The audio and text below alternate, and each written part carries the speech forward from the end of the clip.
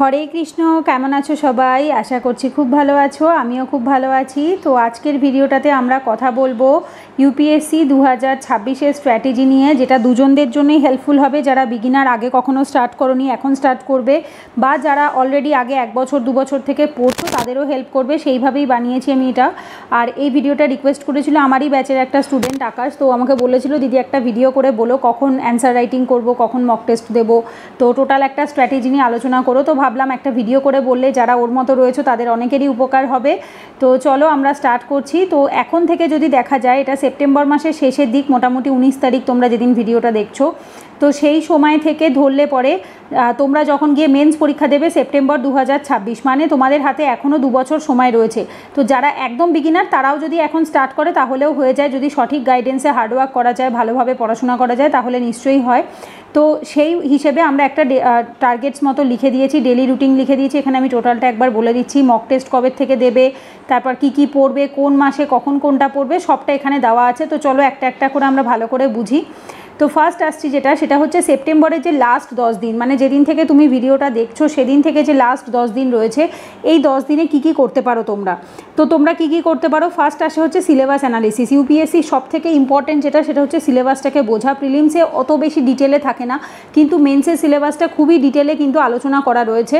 তো সুতরাং আমাদের মেন্সের সিলেবাসটাকেও কিন্তু ভালো করে দেখতে হবে, এবং প্রত্যেকটা কিওয়ার্ড টপিক কি বলেছে সেগুলোকে ভালো করে মেমোরাইজ করতে হবে, মনে রাখতে হবে। Every topic and keywords, ethics paper, GS paper 4-এর সিলেবাসের মধ্যে কিওয়ার্ডস রয়েছে, জিএস পেপার 3, 2, 1 তুমি যেটাই বলো না কেন সবকটার মধ্যেই কিন্তু কিওয়ার্ডসগুলো দেওয়া রয়েছে, যার ওপর বেস করেই কিন্তু মেন্সের কোশ্চেন এসে থাকে। তো সেই কোশ্চেনের যে সিলেবাসগুলো রয়েছে সেগুলোকে ভালো করে মেমোরাইজ করতে হবে, দেখতে হবে। তার সাথে কি করব আমরা, প্রিলিমস এবং মেন্সের যে প্রিভিয়াস ইয়ার কোশ্চেন, অনেকেই জিজ্ঞেস করো দিদি প্রিলিমস মেন্সের প্রিভিয়াস ইয়ার কোশ্চেন কোথায় পাবো? দিশা পাবলিকেশনের বইটাতে পেয়ে যাবে, ওসওয়াল পাবলিকেশনের বইয়ে পেয়ে যাবে। অ্যামাজনে সার্চ করো previous year UPSC prelims previous year question book বা mains previous year question book, তোমরা অনেকগুলো বই পাবে। এছাড়া যে কোনো লোকাল দোকানেও খোঁজ করে দেখতে পারো, সেখানেও পাবে। তো সেখানে আমরা প্রিলিমসের প্রিভিয়াস ইয়ার কোশ্চেন এবং মেন্সের প্রিভিয়াস ইয়ার কোশ্চেন আমরা চেক করব, অ্যানালিসিস করব। অ্যানালিসিস করা মানে হচ্ছে কোনটার থেকে কোশ্চেন আসছে, কোনটার থেকে আসছে না সেটা বোঝা। Which topic is important and which are not, কোনগুলো ইম্পর্টেন্ট নয়, সেটাকে অ্যানালিসিস করা বলা হয়। এবং ফাইনালাইজিং অল বুকস, প্রত্যেকটা বই, এখানে আমি বুক লিস্ট দিয়ে দিয়েছি যদিও, বাট স্টিল তবু তোমাদের যদি মনে হয় যে তোমরা নিজেরা সমস্ত টপার্স ভিডিও দেখে নিজেদের মতো করে ফাইনালাইজ করতে পারো বইগুলো, তো সেটাও তোমরা এই টাইম পিরিয়ডের মধ্যে করে নিতে পারো। এরপর স্টার্ট হয় হচ্ছে পড়াশোনা কবে থেকে, অক্টোবর মাস থেকে। অক্টোবর, নভেম্বর, ডিসেম্বর, এই যে 3 মাস রয়েছে, এই সময়টাতে তোমরা কি করবে, এনসিইআরটি পড়বে। এনসিইআরটি সমস্ত এনসিইআরটি নয়, যাদের আগে পড়া হয়ে গেছে তারা একবার রিভিশন করে নেবে, এবং অ্যাট দ্য সেম টাইম যেরকম তোমরা সিলেবাস চলছে বা পড়াশোনা করছো সেভাবে চলবে। যেমন আমার কাছে জিএস পেপার 4-এ এথিক্স ব্যাচে যারা পড়ছো তারা অনেকেই রয়েছে একদম বিগিনার, তারা 2026-27-এ পরীক্ষা দেবে, বাট যেহেতু জিএস পেপার 4টা স্টার্ট হয়েছে তোমরা জিএস পেপার 4টা করে নিচ্ছ, তো সেটা যেরকম সাইড বাই সাইড চলছে চলুক, তার সাথে তোমরা এনসিইআরটি পড়ো। আর যারা ধরো অলরেডি একটু অ্যাডভান্স, যেমন আকাশ আমাকে রিকোয়েস্ট করেছে ভিডিওটা বানাতে, ও যেমন লাস্ট 2-3 বছর ধরেই আমার কাছে জিএসের ব্যাচে পড়ে, কলেজে একদম ও 11-12-এ থাকাকালীনই পড়া স্টার্ট করে, মানে মেন্টালি প্রিপেয়ার ছিল যে ও ইউপিএসসি দেবে, ও সেইভাবেই পড়াশোনা করছে। তো সেরকমও অনেক ক্যান্ডিডেট রয়েছে। তো তারা কি করবে, যদি পড়া হয়ে গিয়ে থাকে এনসিইআরটি তাহলে রিভিশন করো।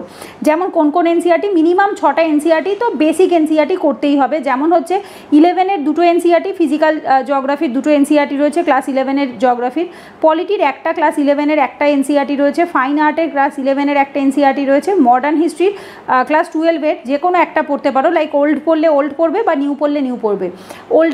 ওল্ডেরটা হচ্ছে বিপান চান্দ্রা, আর নিউগুলোর কোনো রাইটারের নাম হয় না, দোকানে গিয়ে বললেই হয় যে এনসিইআরটি বই দিতে। এবার অনেকেই জিজ্ঞেস করো এনসিইআরটি কোথায় পাওয়া যায়, আমি যেখান থেকে কিনেছি সেটা বলতে পারি, সেটা হচ্ছে কলেজ স্ট্রিটে ব্লিস বলে একটা বইয়ের দোকান আছে, ব্লিস, ঠিক আছে, ব্লিস একটা আছে, আর একটা আছে ইউনিক বলে, দুটো দোকান পাশাপাশি, তো যে কোনো একটার থেকে কিনতে পারো। এটা হচ্ছে কলেজ স্ট্রিটেই পেয়ে যাবে, এলাহাবাদ ব্যাংকের ঠিক উল্টো সাইডটাতে, ঠিক আছে। তো সেখান থেকে এনসিইআরটি কিনতে পারো তোমরা, অথবা এগুলোর পিডিএফও পাওয়া যায়, ওল্ড এনসিইআরটি। এবং এরপর ইকোনমি 12-এর ম্যাক্রো ইকোনমিক্স এনসিইআরটি, এই টোটাল বই হচ্ছে জিওগ্রাফির 2টো, পলিটির একটা, ফাইন আর্ট মানে হচ্ছে আর্ট অ্যান্ড কালচারের একটা বই, মডার্ন হিস্ট্রির একটা বই, ইকোনমির একটা বই, টোটাল যোগ করলে হচ্ছে তোমাদের 6টা বই। ঠিক আছে, এই 6টা বই তোমাদেরকে 3 মাসে কমপ্লিট করতে হবে, যার মানে হচ্ছে 15 দিন করে পাবে এক একটা বইয়ের ক্ষেত্রে।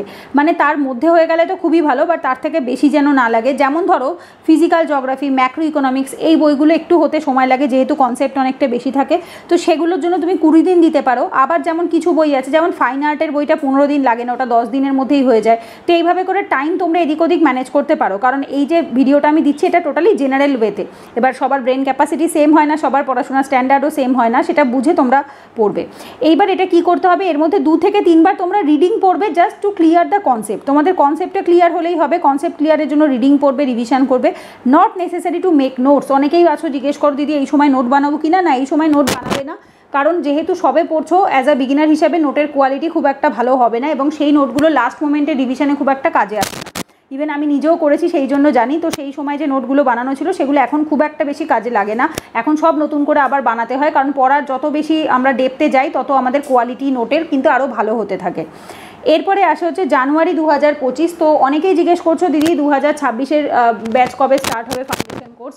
অলরেডি 2024-এর মে মাসে একটা স্টার্ট হয়ে গেছে। তো এরপর যে কোনো ইয়ারেরই আমাদের 2টো করে ব্যাচ চলে, তো যে একটা মে 2024-এ শুরু হয়ে গেছে, আবার শুরু হবে জানুয়ারি 2025-এ নতুন একটা ফাউন্ডেশন কোর্স, যেটা ইউপিএসসি 2026-27কে মাথায় রেখে করানো হবে।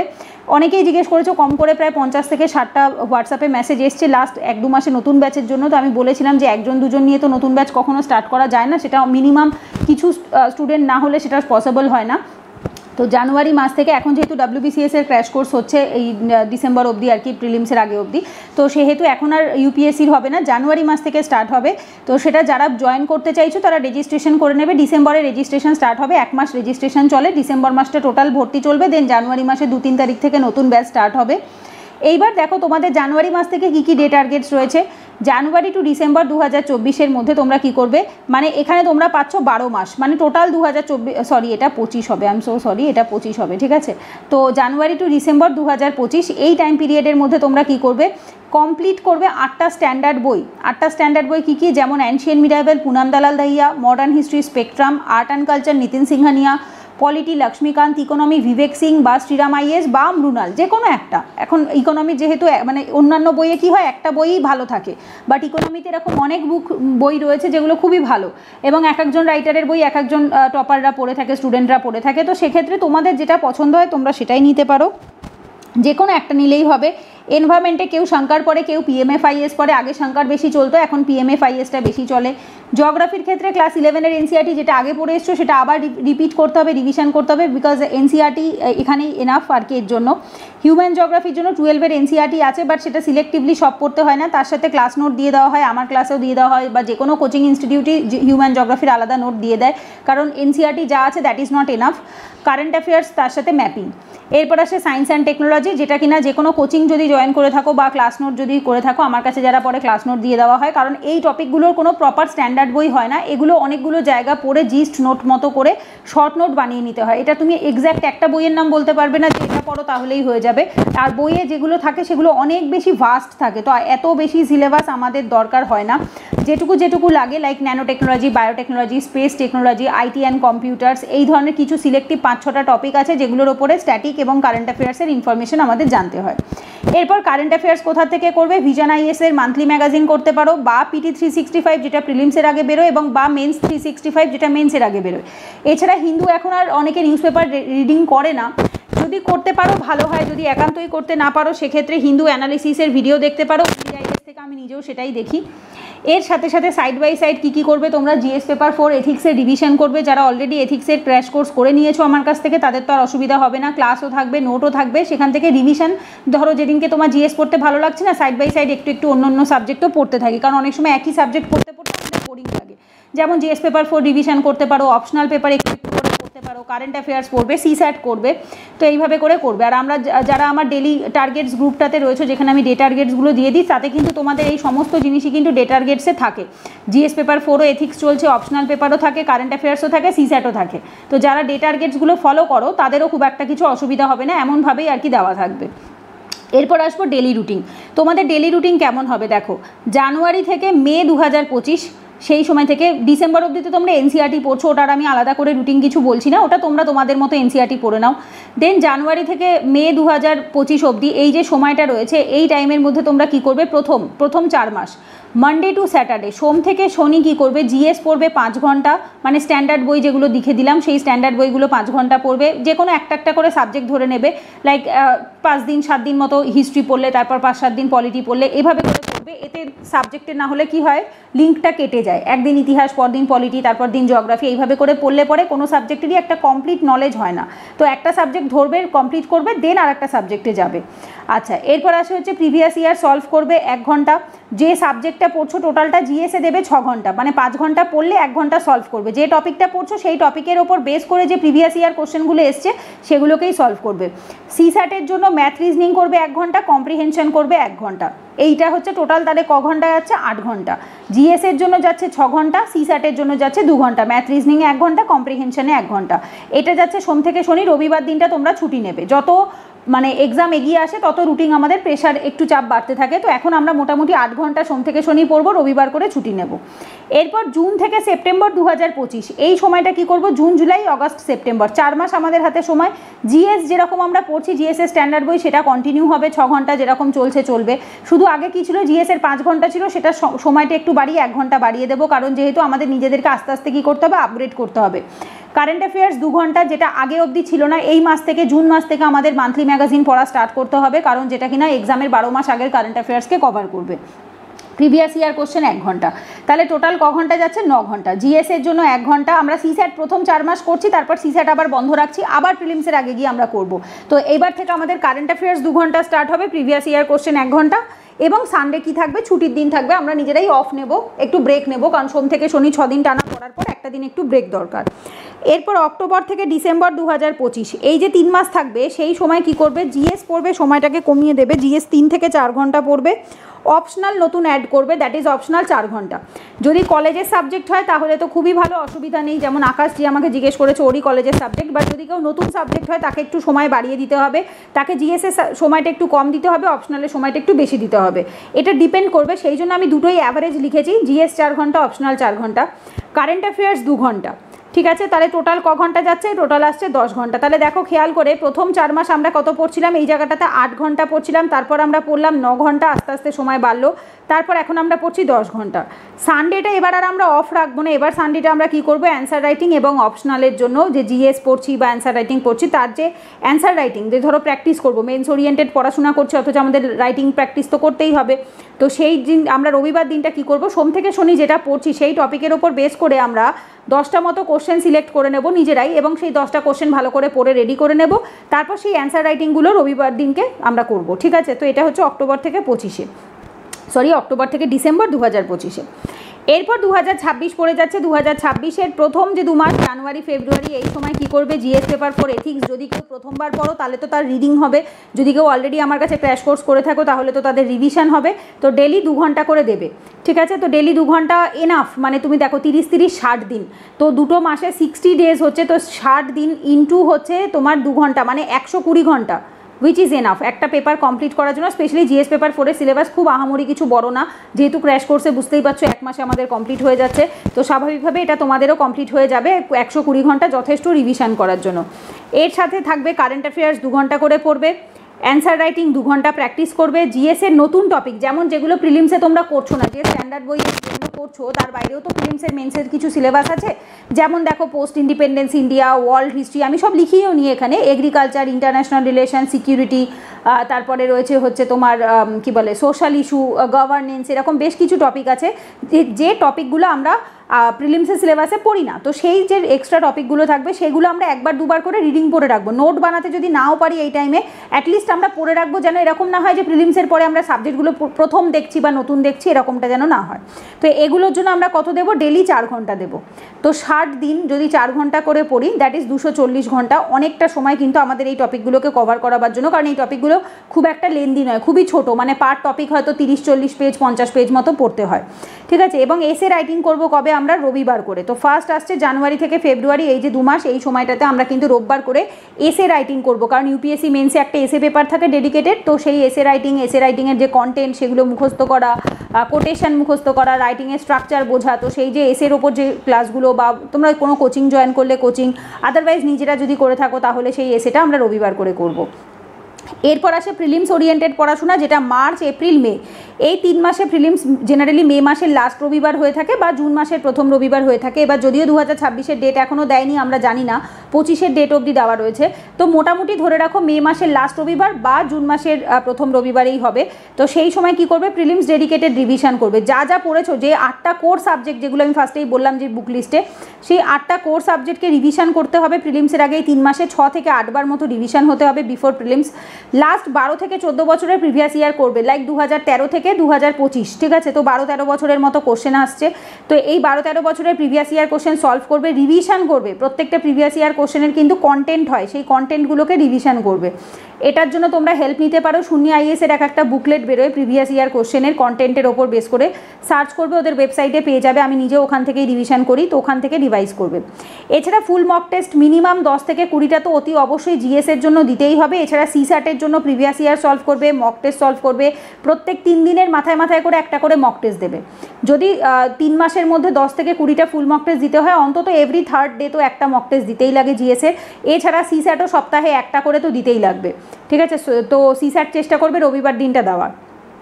এরপর আসি রুটিন। এই সময় যে রুটিনটা থাকবে কীরকম থাকবে, এই 3 মাসের জিএস রিভিশন করবে 6 ঘন্টা, কারেন্ট অ্যাফেয়ার্স রিভিশন করবে, কারণ এই টাইমটা কিন্তু পুরোটাই রিভিশন, এই সময় কোনো নতুন পড়াশোনা নয়। এছাড়া হচ্ছে কারেন্ট অ্যাফেয়ার্স পড়বে 2 ঘন্টা, সিস্যাট ক্লাস থাকলে ক্লাস রিভাইজ করবে বা প্রিভিয়াস ইয়ার করবে বা মক টেস্ট করবে, যে যেভাবে করে থাকো। কেউ previous year mock test solve করে, কেউ কোনো কোচিং জয়েন করলে তাদের ক্লাস থেকে যে খাতায় যেগুলো করেছে সেগুলো রিভিশন করে, যেটাই করো সেটা 2 ঘন্টা করবে। প্রিভিয়াস ইয়ার সলভ করবে বা মক টেস্ট দেবে 2 ঘন্টা, টোটাল কি হচ্ছে 12 ঘন্টা। আর ব্রেক নেবে কবে, ফোর্টনাইটলি, ফোর্টনাইট মানে 15 দিনের মাথায়, মানে মাসে 2টো ব্রেক। তাহলে আমাদের টোটাল 12 ঘন্টা হচ্ছে। জিএসের জন্য 6 ঘন্টা, কারেন্ট অ্যাফেয়ার্সে 2 ঘন্টা, সিস্যাটে 2 ঘন্টা, এবং মক টেস্ট দাও বা প্রিভিয়াস ইয়ার সলভ করো সেটার জন্য 2 ঘন্টা। তো টোটাল কী হচ্ছে 6 আর 6 12 ঘন্টা, এবং 15 দিনের মাথায় করে একটা করে ব্রেক নেবে, মানে মাসে 2টো ব্রেক। এরপর প্রিলিমস হয়ে গেলে এভাবে পড়াশোনা করলে আশা করা যায় যে কেউ প্রিলিমস পাস করবে, যারা ঠিকঠাক ডেডিকেটেডলি পড়াশোনা করবে। কারণ এই হার্ডওয়ার্ক করাটা এবং ডেডিকেশনটা থ্রু আউট দ্য ইয়ার ধরে রাখাটা, এটাই সব থেকে টাফ। কারণ অনেকেই স্ট্র্যাটেজি বানায়, স্ট্র্যাটেজি করে, যেমন বানিয়ে দেওয়া খুব ইজি, আমি এটাও বলি, মানি সবসময়, স্টুডেন্টদেরও বলি, বাট ডেডিকেটেড হয়ে সেটা স্টিক করে থাকা, পড়াশোনা করাটা, এটা সত্যিই খুব টাফ, এবং যেটা সবাই পারে না। যারা পারে ডেফিনেটলি তারা প্রিলিমস পাস করবে, এবং তারা যখন মেন্স পড়বে তাদের মেন্সের রুটিনটাও আমি এখানে দিয়ে দিয়েছি। মেন্সের রুটিন কী হবে, জুন থেকে সেপ্টেম্বর এই 4 মাসের থাকবে। জুন মাসে কি করবে, 4টে GS1 এইভাবে করে ভাগ করে নেবে, GS1 2 3 4 4 মাসের। আর বাকি যেগুলো থাকে অপশনাল, এসে, ইংলিশ, বেঙ্গলি, এগুলো প্রত্যেক মাসেই সাইড বাই সাইড চলতে থাকবে। GS1 পড়বে হচ্ছে জুন মাসে, যেটা 5 ঘন্টা পড়বে, অপশনাল পেপার 3 ঘন্টা পড়বে। তারপরে আসে হচ্ছে কারেন্ট অ্যাফেয়ার্স 2 ঘন্টা পড়বে, অ্যান্সার রাইটিং 2 ঘন্টা পড়বে। আর হচ্ছে যেহেতু মাসে জেনারেলি আমরা কী করতে পারি, যে 4টে সানডে থাকে, রাইট। তো 4টে সানডে আমাদের কি হবে, 2টো সানডে থাকবে হচ্ছে ফুল লেন্থ মক টেস্টের জন্য, আর 2টো সানডে থাকবে ইংলিশ বেঙ্গলি ল্যাঙ্গুয়েজ পেপারের জন্য। ইংলিশ বেঙ্গলি পেপারটা হচ্ছে যেটা আমাদের কোয়ালিফাইং পেপার থাকে, যেটার মার্কস আমাদের অ্যাড হয় না, বাট 300-তে অন্তত 75-এর বেশি নাম্বার পেতে হয়, দ্যাট ইজ 25% মার্কস আমাদের পেতে হয়। তো সেটাও কিন্তু মাসে 2টো রবিবার আমাদের দিতেই হবে। তো কী করছি, 2টো সানডেতে ফুল মক টেস্ট দিচ্ছি, FLT মানে ফুল লেন্থ টেস্ট, যেটা mains oriented, GS paper 1 oriented হবে, আর তার সাথে ইংলিশ বেঙ্গলি বাকি 2টো রবিবারে করবে। এরপর আসে জুলাই মাস হবে GS2। এইবার জুলাই মাসে GS2-তে কী হয়, স্ট্যাটিকের পরিমাণ কম থাকে, কারেন্ট অ্যাফেয়ার্সের পরিমাণ বেশি থাকে। তো যার জন্য স্ট্যাটিকের সময়টা কমিয়ে 4 ঘন্টা করে দেবে, কারেন্ট অ্যাফেয়ার্স 3 ঘন্টা করে দেবে, যেটা আগের ক্ষেত্রে কারেন্ট অ্যাফেয়ার্স 2 ঘন্টা ছিল আর স্ট্যাটিক 5 ঘন্টা ছিল। অ্যান্সার রাইটিং করবে, প্রত্যেক দিন যেটা পড়ছো সেটার উপরেই 2 ঘন্টা অ্যান্সার রাইটিং করবে, অপশনাল পড়বে 3 ঘন্টা। আর এখানেও সেম তাই, যেহেতু মাসে 4টে সানডে, সেহেতু 2টো সানডে পড়বে এসে প্র্যাকটিস করবে, এসের ওপর কন্টেন্ট মুখস্থ করবে, আর 2টো সানডে করবে হচ্ছে ফুল লেন্থ টেস্ট। তো আগের মাসে কী ছিল, 2টো সানডেতে তোমরা ইংলিশ বেঙ্গলি পেপার করছিলে, আর এইবারে কি করছো, 2টো সানডেতে তোমরা এসে পেপার করছো, আর 2টো সানডেতে তোমরা FLT মানে ফুল লেন্থ টেস্ট করছো। দেন অগাস্ট মাস GS3, এই মাসটাতে তোমরা কি করবে, 5 ঘন্টা তোমরা GS3 পড়বে। তার ভেতরে হচ্ছে কারেন্ট অ্যাফেয়ার্স, GS3 সিলেবাস যেহেতু একটু বড়, দ্যাটস ওয়াই এখানে সময়টা একটু বাড়াতে হবে। GS3-র জন্য তোমরা স্ট্যাটিকে সময় দেবে 5 ঘন্টা, কারেন্ট অ্যাফেয়ার্সে 3 ঘন্টা 8 ঘন্টা, অ্যান্সার রাইটিংয়ে 2 ঘন্টা মানে 10 ঘন্টা, অপশনালের সময়টা একটু কমিয়ে দেবে, কারণ যেহেতু অলরেডি 2 মাস আমরা 3 ঘন্টা করে পড়েছি, অপশনালের সিলেবাস আর খুব বেশি কিছু বাকি থাকবে না রিভিশনের জন্য, দ্যাটস ওয়াই অপশনালের সময়টা আমরা কমিয়ে 2 ঘন্টা করে দিতে পারি। এক্ষেত্রেও সেম তাই, মাসে যেহেতু 4টে সানডে, এবার কোনো কোনো মাসে 5টাও পড়ে, বাট অন অ্যান অ্যাভারেজ আমরা ধরতে পারি মাসে 4টে সানডে, তো 2টো সানডে আমরা ফুল লেন্থ টেস্ট দেবো GS3-র ওপরে, আর 2টো সানডেতে আমরা এসে দেবো।